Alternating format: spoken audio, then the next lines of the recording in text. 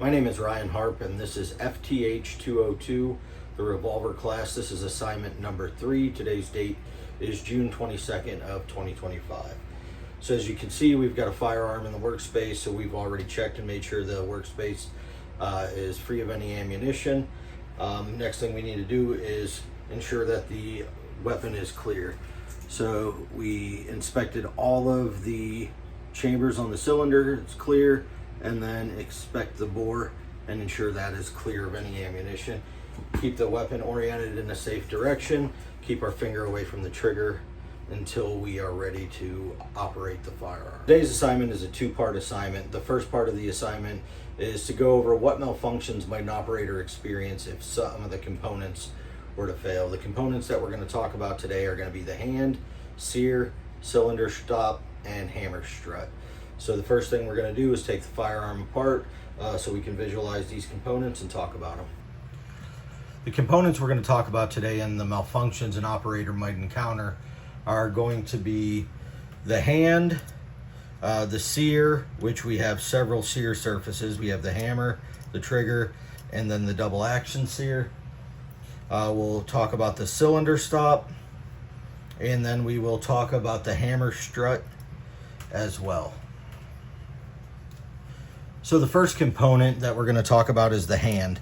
So with the hand failure, we could see malfunctions such as failure to chamber and failure to lock.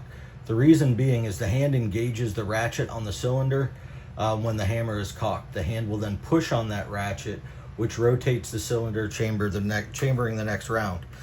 So if we had a broken hand or if it was worn, we'd see that we'd get no cylinder movement with the movement of the hammer or the movement of the trigger. The next component that we'll talk about is going to be the sear. So on this double action pistol, there's going to be 3 technical sear surfaces. So you have the hammer sear, which is down here, the trigger sear, which is on the back of the trigger, and the double action sear. As you can see, we've removed the hand. There you are. The hand, so we could better see the components. So these 3 sear surfaces, well rather these 2 sear surfaces, need to be able to engage with the sear on the back of the trigger. If any one of those sears fail, we could see a failure to cock and potentially even a failure to fire if we're talking about the double action sear.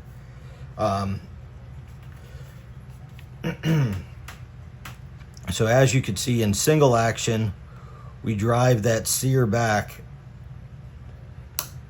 and then that point of connection is right here between the hammer sear and then the trigger sear. So if we let that go forward, and if we were driving it back in double action, this sear surface here is engaging with the double action sear until it reaches its breaking point. And if that failed to engage, we wouldn't get the hammer pulled back enough, and we'd also get that failure to fire. The next component that we'll talk about is going to be the cylinder stop. I don't know if you could see it down in there in the cylinder. So what it does is it sits inside of these recessed grooves on top of the cylinder, and it locks the cylinder in place, ensuring that on each rotation the bore aligns with the appropriate cylinder. So if this were to fail to pop out, we could see failure to lock. If it was stuck in its upward motion, we could see a failure to unlock, and which would also lead to a failure to chamber, because if this was stuck on an empty or a closed chamber, we would not be able to chamber the next round.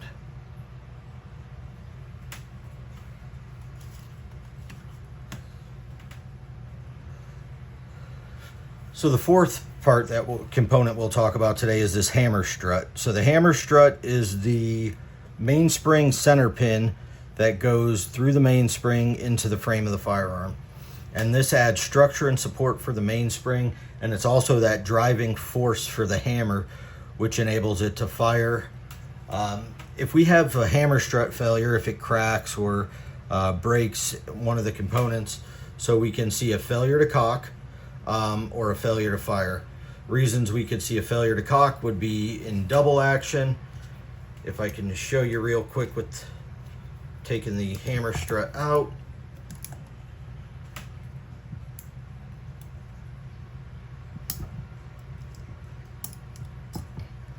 So in double action, we wouldn't get that driving force for our failure. So we'd see a failure to fire and a failure to cock. And then if we operated in single action, we'd see that failure to fire because there's no driving force driving that hammer into our firing pin.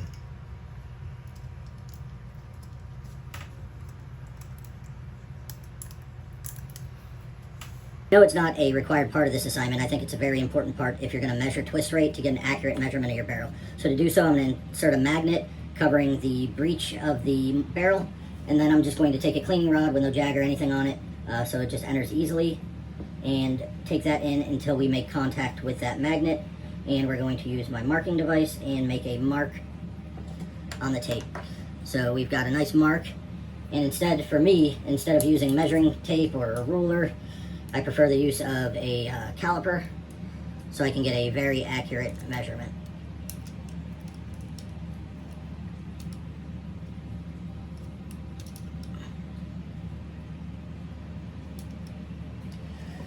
And as you can see, if I can do it without it moving, we've got 2.15 inches right on the nose. So that gives us our barrel length, which we'll need later for the math. So just make a real quick mark of that, 2.15. Okay, so we can remove the magnet, and now's the time where we're going to check for the twist rate. In order to do that, we're going to take a cleaning rod with a jag on it, and we're going to put a flag on this cleaning rod so we can get the appropriate twist rate. So what we'll be looking for is the rotation of this flag. So essentially, we can break it down into quarters or eighths, depending on the length of the barrel. The size of this barrel, we might have to go with eighths or smaller. First thing you should always do, get a clean pad and run it through the barrel just to make sure there are no obstructions. So, did that. Got that nice and cleared out. Alright, so now that we're on to measuring twist rate, so as you can see, we put a flag onto the cleaning rod. We've got a jag with a fresh patch. So what we're going to do, we've got the flag at 12 o'clock. We're going to drive the patch in, getting to the point where we get that nice 1/8 twist, which we went just a little bit past. So just push this out, and we've got our nice 1/8 inch twist right there. So we're going to mark our cleaning rod as we did to get barrel length, and what we're going to do is go from the end of the jag where it engaged until we get to that line, and we will figure out what that distance is, and then we'll multiply that times 8 to get right about 210. So instead of being at 215, we're at 210. So now what we need to do is do the math. 2.10 times 8 gives us 16.8. So I think the actual twist rate that we'll see is just a little bit less than that. I think it's one full twist at 16.5 inches is what the manufacturer says, but 16.8 is a very close reading.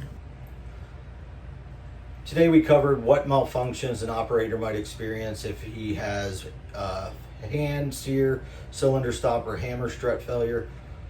We also went over measuring the barrel length and measuring the twist rate. The final twist rate on this was one complete right hand turn at 16.8 inches. The manufacturer specs say 16.5. I got 16.8. So all the information for today's class was from Sonoran Desert Institute modules 2 and 3 from FTH 202. So module 2 was double action revolver components and operations, and module 3 was measurement, malfunctions, and troubleshooting, both the lecture portions. We also gained some information from Patrick Sweeney's Gunsmithing of Pistols and Revolvers of 2004.